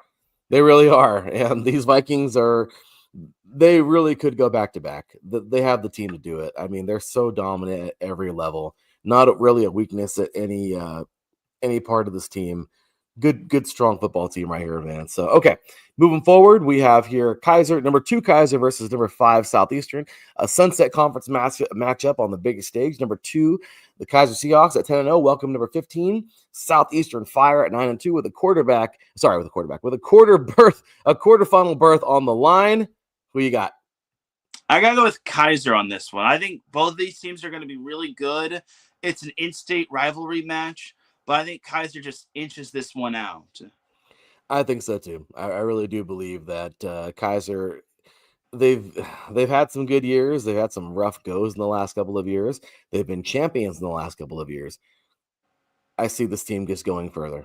So I'm taking Kaiser as well. Okay. Next up, we have here number 3 Montana Tech versus number 14 Carroll, a classic Montana rivalry, now with a quarterfinals, a trip to the quarterfinals at state. Number 3 Montana Tech Ore Diggers 11-0, and number 14 Carroll Saints at 9-2. Who are you taking? I gotta go with Montana Tech. This one I think will be an interesting matchup just because, again, in-state rivalry, but I think Montana Tech gets it done against Carroll. Don't be surprised if Carroll makes this a close matchup, but I got Tech winning this one. I could see that. Be a good game there. Number 4 Friends versus number 13 William and Penn. This is the KCAC powerhouse. They meet a hearts punishing run attack, man. This is number 4 Friends, the Falcons at 11-0, taking on number 13 William Penn Statesman 11-1. Who do you think? Friends will roll this one. I don't see them slowing down by any means. I think Friends takes this one a little more convincingly than expected. Yeah, I can see that also as well. Next up, we have here number 5 Benedictine taking on number 12 Campbellsville. This is a top 5 juggernaut, top 5 juggernaut versus a very strong Tiger team. Benedict Ravens, number 5. They've been up and around that top 5 all year at 10-1. Then you have Campbellsville Tigers. They're number 12. They're 8-2. Who you got? I will take Benedictine over Campbellsville. Yeah, I think they just have the better team. The Ravens look a little bit better, but Campbellsville, man, heck of a season. Marion, number 6 Marion taking on number 10 Dort. Teran, you and I have been cheering on Dort, the defenders, for a long time. Today's their day to shine if they can do it. Number 6 Marion at 10-1. Number 10 Dort defenders at 9-1. Who wins it? I'll take Dort for this one. I know they've played one match differently, or one game. It's a 1-game difference, but I think Dort wins this one. They'll pull off the upset on the road. I think so too. That'll be a good one. Number 7, Lindsey Wilson, the 2020 champions, taking on number 11, Indiana Wesleyan. Strap in, man. This might be the game of the round. The Blue Raiders of Lindsey Wilson at 9-1, taking on those Wildcats at 9-2. I'm going Lindsey Wilson. Who are you taking? Yeah, I'll take Lindsey Wilson, but this one will be a close one. I think this one will come down to the final final drive. So Lindsey Wilson pulls this one off in a close one. Don't be surprised if Indiana Wesleyan does pull off the upset, though. I could totally see that. That'll be a fun one. And then, of course, number 8, College of Idaho taking on number 9, Morningside, a top 10 banger to close the second round. Indiana. College of Idaho Yotes at 9-1. Then you have here, they host the perennial powerhouse, the Morningside Mustangs, we've been talking about for years, 9-2. Who wins it? I'm going to go with Morningside, but it'll be another close one. I think this one will be decided again at the final drive or last 2 drives. Morningside pulls it off just because they have that championship pedigree. Nothing against College of Idaho, but I think Morningside is just built differently come postseason. Yeah, I think so too. I think Morningside, they've had a couple of tough bumps this year, but I do believe this team will pull this thing out. So strong performance from this team all year. Let's see if they can do it. So all right, Jared, let's go ahead and keep on moving through the FCS. Got about 30 minutes or so in this show. So here we go, man. Let's continue it on into FCS football. So the bracket is set, man, and let's talk about it. Top left bracket, Illinois State. They're taking on Southeastern Louisiana. Central Connecticut State taking on Rhode Island. And then this is cool because, we got UC Davis, who we've been cheering on all year. They had a little rough bit of an ending there, but they have remained strong. They will await Central Connecticut State and Rhode Island, and North Dakota State will await the winner of Illinois State and Southeastern Louisiana. Who you got? I will take Southeastern Louisiana in a close one, and then I'll take Rhode Island over Central Connecticut. Yeah, I think so too, man. Unfortunately, I do believe the winners of both of these will probably lose next week. Yep, it's the case of the Wario meme. I've won, but at what cost? Yeah, I don't know. I don't see it, man. UC Davis is so strong, and they've been here, been there, done that. You know, this team has been in and around the tournament. They're good, and then of course the defending champions, of course, North Dakota State, the Giants at the top. So that's a big one there, man. So the Redbirds, though, they're going to be strong. They'll win it there, and then Central Connecticut. Let's see, man. Let's see what these guys do versus Rhode Island. All right, next up on the other side of the bracket, we have Yale taking on Youngstown State, and then Lamar taking on number 10 Abilene Christian.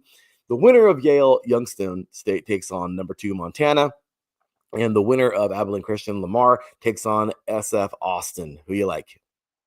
I like Lamar winning their matchup. And you know what? I'm going to go bold here. I'm going to say Yale. Hey, that looks like fun. You know what, dude? Yale has been – the Ivy League schools this year have really been something else. And I'm going to agree with you. I'm going to take both those picks as well. I like Yale a lot. Let's see what these guys could do. Next week, though, again, could be some more rough road. But I do believe SF Austin is a little more beatable, obviously. But yeah, Montana State, I do believe that might be the end of the road for whoever wins that one too, because the Bobcats are extremely good. So yeah, so there goes that. And then let's move to the bottom left bracket. Here we have Harvard and Villanova. Harvard is our little team that could this year. Winner goes on to take on Lehigh, and then North Dakota taking on Tennessee Tech. The winner takes on Tarleton State, which is, again, we talk about them a lot, man, the newcomer in the FCS from Division II, and they have taken Division I AA by storm. This is fun. Who you got? I'll take Harvard over Villanova, and then I will take let me just tell you about Harvard. Harvard is kind of that little engine that could, and I've been impressed by them. I mean, didn't they just lose to Yale, though, which I think loss might actually be the best thing for them, but I got them over in their matchup, and my computer just crashed. Gosh darn it. Sometimes computers crash. Yeah, you'll have to remind me of the other match. Sorry. You're good. The other one is North Dakota, Tennessee Tech. Oh, yeah, North Dakota, easy. I think so, easy too. Money. And then the right side to finish it off, Drake versus South Dakota. Winner takes on Mercer. And then you have New Hampshire taking on South Dakota State. Winner takes on Montana. And again, I think the winner of that one's just going to go into a buzzsaw. South Dakota. Oh, yeah, this one's a South Dakota over Drake, easy. And oh man, if South Dakota State had any sort of pride, they got to win this one. Just because I'm very surprised they made the postseason, but at the same time, I just think that South Dakota State, they're just that perennial team. They're not going to go anywhere. Just give me South Dakota State. So just give me both South Dakotas for a 2-for-1. I think so. I think so too. So strong schools there, man. Let's see what's coming on up. But yeah, both South Dakotas looking strong, looking good. And that will do it for the FBS or FCS. Teran, let's roll on in now to the FBS, man. Talk about the bigger boys. And this week, obviously, it is rivalry week. We got some rivalries to talk about. But of course, none bigger than the game in Ann Arbor. This is about 10 minutes out. Century-old stakes, playoff vibes, a legendary players born in this game. Who are you taking?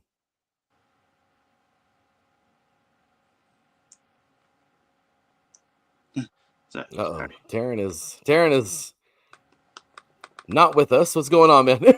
What's up? Sorry. Are we there? Yeah, my computer, again, it's back on track. Alrighty. So again, the game in Ann Arbor, number 1 Ohio State, number 15 Michigan, starts in about 10 minutes. Legends born, Century-old stakes, playoff vibes. Who you got? Oh, man, this one's such a tough one to predict. Ohio State has been on a heater, but there's one team they just can't seem to get over in terms of the hump, and that is Michigan. Michigan has the possibility to do the funniest thing out there. And you know what? I'll take Michigan. It's in the big house.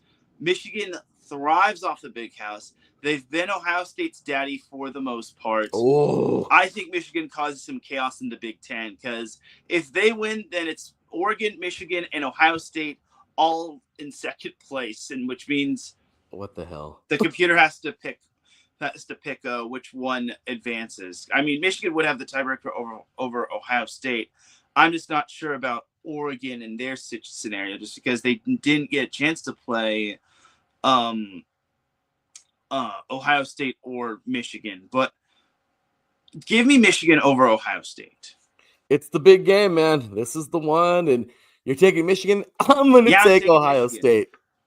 I'm going to say, let's go Buckeyes. Where's my Buckeye head? And pull out my inner Lee Corso. Not so fast. You're absolutely right. They have been daddy for a while. But I will say, Teran, this year, man, this number one Buckeyes team, they look a little different. Let's see what they can do. Let's see how good this team can be. I'm rooting for chaos, but honestly, me too. Realistically, Ohio State should win. I mean, Michigan is just they just don't feel like the Michigan of years past. If they had beaten USC, I think this would have been a whole different trajectory for the Wolverines. But that loss to USC, I think, will haunt them. Yeah, no, I agree. That is definitely a haunting loss. And, well, let's see. Let's see what happens, man, in this one. But let's have some fun with it. Next up, Teran, I know so we don't really have a lot of, big ranked on. We have rivalries that are really fun. But a ranked on ranked, number 12, Miami, number 22, Pittsburgh, 9-2, Miami, 8-3, Pittsburgh. They're going to be at Pitt. Teran, is this the day Miami just goes away, or do you think they're going to go win this thing in Pitt? This is a very easy pick to make.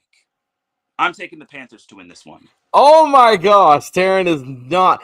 So, obviously, we haven't really been able to put our you joke out there very much because we haven't really, they've been playing kind of teams. But Teran is refusing to take these guys. Honestly, man, I'm with you. I do feel that the U is strong, but I'm not. I think they're fool's gold, man. I think they're fool's gold. I'm going to go with Pitt as well. I think Pitt's the better football team. So let's go with them.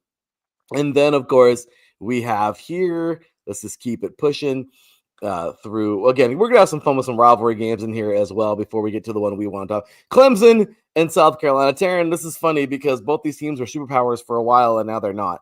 Who are you taking? Oh, man, this one is an interesting matchup. I mean, you have Clemson, which has really fallen off the map, and then South Carolina is also another team that is just an anomaly. I mean, sometimes they'll look good, and then sometimes they won't.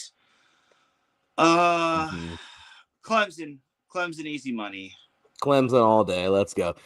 Couple more funny ones here. Obviously, we'll get to the quote unquote game of the day or game of the week. But Oregon, Washington, number 6, Oregon, Washington at 8-3. They win. They love to win at home, but the Ducks are coming over at 10-1. Is this even worth it? I mean, what Washington has going for them is that they're at home. They're a very good home team. Against Oregon, I think Oregon barely pulls this one off. I mean, Oregon looked really good against USC. And keep in mind, Oregon has one of the worst pass defenses in the nation. But that being said, I think Oregon gets it done over Washington in a close one. I'm with you on that. I agree. That should be fun, though. I think Oregon will get this thing done for sure. LSU, especially and you also got to remember that Oregon's fighting for their college football playoff lives. And if they lose this one, not only will they not be in the Big Ten championship or their Big Ten championship hopes will be done, but maybe their college football playoff hopes will be done as well. And then we could all break out the memes for them. We got 20 minutes to get to the rest of this and the NFL, so let's do it. LSU at 7-4, number 8 Oklahoma at 9-2. How you think about that one? Boomer Sooner. Yep, taking the Boomer all day with that one. We have a Tennessee battle, number 14, Vanderbilt at 9-2, number 19, Tennessee at 8-3. That's a fun one. Tennessee battle there, and a meaning one for the first time in forever. Vanderbilt wins this one. They have more to play for. They still have a shot at the college football playoff. Tennessee, they're just too inconsistent for my liking. I agree. Paul Bunyan, 6-5 Minnesota, 7-4 Wisconsin. This is a fun game. Yeah, Wisconsin's kind of come alive as of late. I'm actually going to take Wisconsin. You know, they beat Illinois last week, which was pretty good. They have a win over a previously ranked Washington team. Give me the Badgers. Let's go. I'll take Minnesota. Let's go Gophers. Let's see. The Sunshine Showdown is horrible. 3-8 Florida hosts 5-6 Florida State. If Florida State had any pride of bowling, they would win this one. I got to go with Florida State. They have to win this one. If they lose to Florida, then heads might be rolling. Big time. Virginia Tech at 3-8. We'll head over to number 18, Virginia, take on the Who's at 9-2. This is a no-brainer. Virginia, easy money.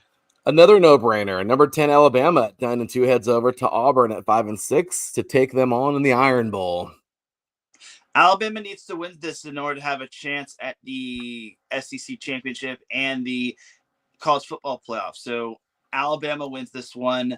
If Auburn does win, then they will go bowling and they will play spoiler to Alabama. But right now, I got to go with Roll Tide. Imagine North Carolina 4-7. Will Bill get a victory over the rival team at 6-5? The NC State Wolfpack. No, I got to go with NC State. Horrible. NC State, easy peasy. Poor guys. We have a little Nevada battle. And it's kind of funny because I think Bishop Gorman is actually better than Nevada Wolfpack. But the UNLV Rebels at 9-2 head up north to take on the Nevada Reno Wolfpack at 3-8. UNLV, for reasons of they have to win in order to have a chance at the Mountain West Conference Championship. So give me the Rebels. I'm with that one. Number 9, Notre Dame. Unranked beyond unranked. 4-7. Stanford. That's always it was a fun game in the past. Now it kind of sucks. Yeah, it was a fun game. That's the key word. Was. Notre Dame wins this one. If Stanford wins, then we will all laugh at the Irish. We have a show next week. I'm just kidding. Yeah, that would be hilarious. Fresno State 7-4. San Jose State 3-8. A little NorCal Central Valley battle there. Fresno State. Easy. And of course, the game of the week, which is hilarious, the on NBC NBC. Actually, I'm sorry, no, the actual game of the week, the ABC game at 4:30 Pacific, 7:30 Eastern, that's the Alabama Auburn Iron Bowl. But of course, over here we like to keep it our way. Teran, USC, UCLA, battle of the Victory Bell. Number 17 USC at 8-3 hosts the 3-8 UCLA Bruins, and we know damn well you throw the freaking records out. This is going to be a game. Oh yeah, and look, I know USC's college football playoff hopes are pretty much down the toilet after last week's debacle against Oregon. But if USC had any sort of pride of finishing the season strong and maybe giving themselves a sliver of a hope of making the college football playoff, they need to win this one. Also, I don't think Nico Iamaleava is playing. He did re-aggravate an injury against Washington last week, which I'm so surprised UCLA got decimated, except not really, just because UCLA has just been a dumpster fire. So, you know who's starting? Luke Duncan.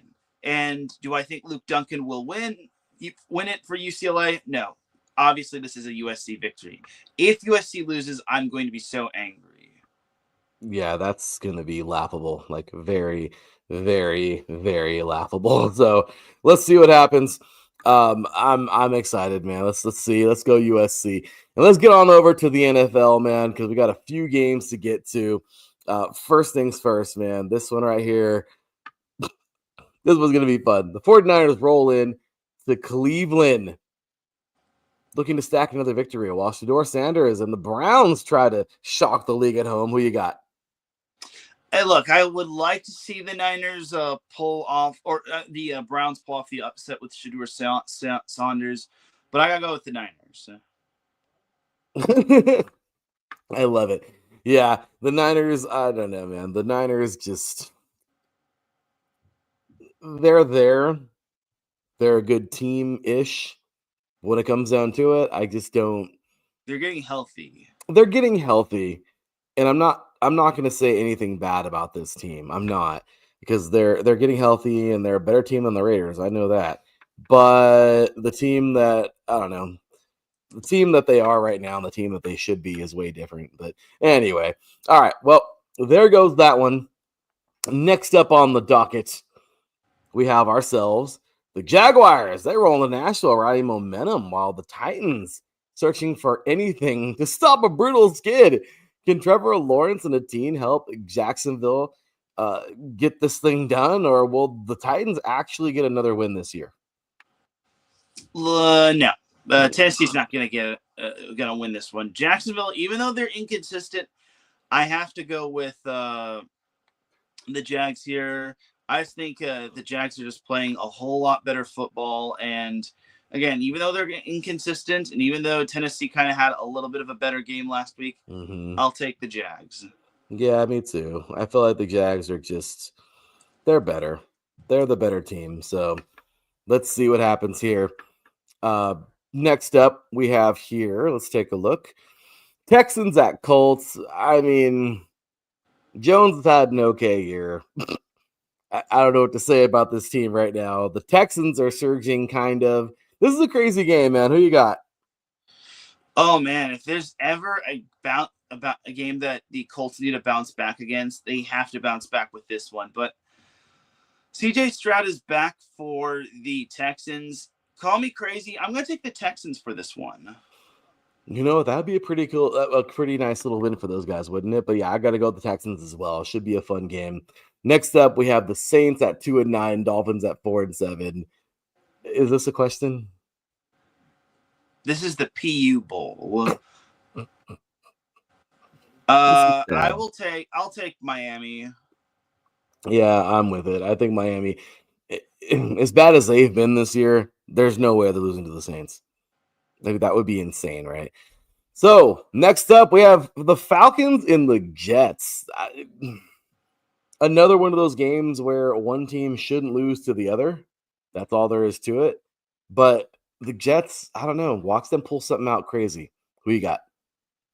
This is another toilet bowl, but I'll take Atlanta. Let's see what happens. Yeah, but same here. Atlanta all day.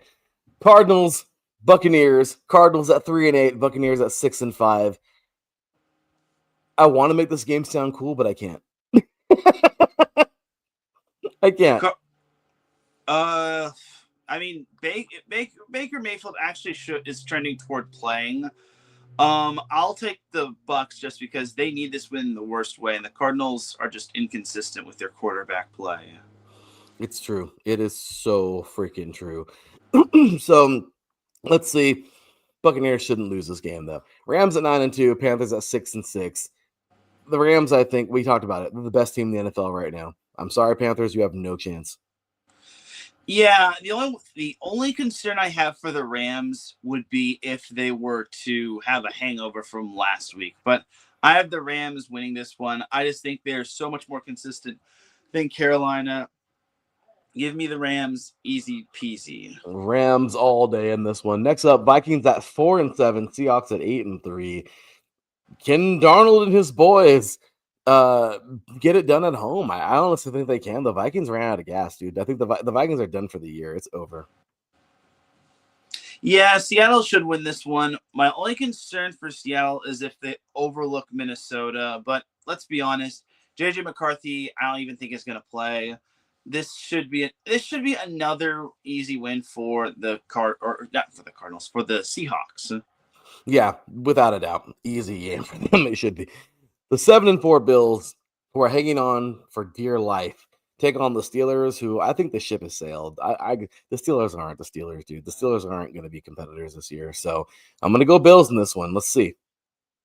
Yeah, I gotta go Bills here. This one is, I wouldn't say this is a must win, but it's a kind of a must win for both teams, just because Steelers need the win to keep pace with the Ravens or to keep ahead of the Ravens, and the Bills need the win in order to keep pace in the wild card race. So I'll take the Bills, but the Bills really need this one in the worst way. Oh, agreed. And then, of course, we have the Broncos at 9-2 taking on the Commanders. I'm sorry. I'm sorry. Well, before we get to the Sunday night football, we have obviously the team between you and I, Teran. That's going to be hilarious. The 2-9 Raiders taking on the 7-4 Chargers, in which the Raiders will get embarrassed yet again. I have to go with the Chargers. My only concern for the Chargers is if they have rust after the bye. But let's be honest, they're not losing following a bye. With all due respect to the Raiders, but my only concern for the Chargers is if the Raiders actually get their what together in terms of their offensive play calling. I don't see it. The Raiders are horrible, and Chargers should win this one easy. Chargers need the win in order to stay in the AFC wildcard race, just because the schedule only gets tougher. They have Philadelphia and the Chiefs back-to-back weeks. That's crazy. Yeah, man. Of course, I'm going with my Raiders, but they're going to lose. Sunday night football, of course, you and I will talk about in depth tomorrow on our show. But of course, we will talk about it a little bit right now. The 9-2 Broncos taking on the 3-8 Commanders.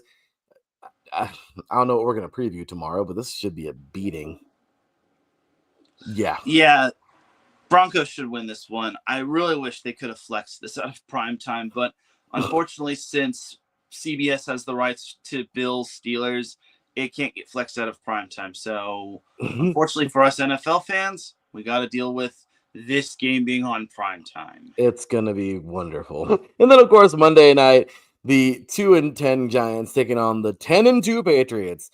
Teran, this was a fun game in 2008 and 2012 Super Bowls, but this is not a fun game now on Monday Night Football. Yeah, this one should be an easy Patriots win, and Patriots. It's only a matter of time before they lock up the AFC East crown. I want to say if they could lock it up this week if they win and the Bills lose. But again, that's just speculation right there. So we'll have to wait and see. Yeah, and we'll see how it goes down, man. But of course, we'll be also tomorrow's show. We'll talk about Thursday Night Football, Cowboys, the 6-5 Cowboys, the 7-5 Lions. Talk all about that coming up tomorrow. But Teran, we have reached our time, man. That is that. We are out of here. 600 plus viewers again today. We appreciate you all as kickoff is already underway for the game, if you will, with Michigan, Ohio State. So, Teran, we've had ourselves a great time today, a great time on air. Anything else you want to mention? Any other football-related stuff you want to throw out there before we're out of here, man? Yeah, Rutgers Penn State actually has some meaning. The winner will go bowling, and the loser will be sitting on the couch at home. So, a little underwhelming matchup, but underrated. My underrated, underwhelming matchup. Underrated, underwhelming. Well, awesome stuff there, man, today. Let ourselves some fun. Let's see who wins in this 3C2A championship or, moves forward. I just got to say, man, let's go Wrestlers. I am really pulling for these guys this year on the 3C2A. I want to see them win it. Even Saddleback, too. I don't know. I like them both. But as of right now, it's just the Wrestlers, man. I'm really pulling for these guys to do something. We'll see how it goes. And I'm also just very interested in seeing what's going on with Max Prince. Again, I do believe come next week, Bishop Gorman should be the outright champion after everything. This is the right thing to do. And there you have it. So other than that, man, it's been a fun show as always. Thank you for joining us today, everybody. You guys have been awesome. Enjoy some football today. Big shout out again to everybody. Today, of course, we got a fun one. Los Alamitos, San Clemente, Division II Southern Section Final. Teran, are you going to be in the house? Yes. Teran's going to be there tonight. Who are you taking to that game, by the way? I'm taking Los Alamitos. I already made this prediction elsewhere on the record, but I'm taking the Griffins. I think the Griffins it's going to be a hell of a game. I know that, but it should be a lot of fun. So that's going on today. Congratulations to all of the champions out there in CIF and everywhere else. Pacifica, they won in Division 3. I think I forgot who else played. I think Division 4 is over, if I'm not mistaken. Or no, San Jacinto takes on La Habra tonight. So they're from the Inland Empire. Congratulations to those guys. Let's see what they can do. But yeah, Teran, great football everywhere, man. Enjoy it. Catch these, get involved with high school, learn a little bit about them. Always fun stuff there. And there you have it, brother. So, with that said, for Teran Rodriguez, from me, your boy Larry B, we are signing off. We will see y'all tomorrow at 4 p.m. Pacific Time, 7 p.m. Eastern, to recap the NFL, all these college games, and of course, give you the previews of Sunday, Monday, and Thursday Night Football for this next coming week. We will see y'all then. Till then, y'all, take care, and as always, God bless. Peace. Bye now.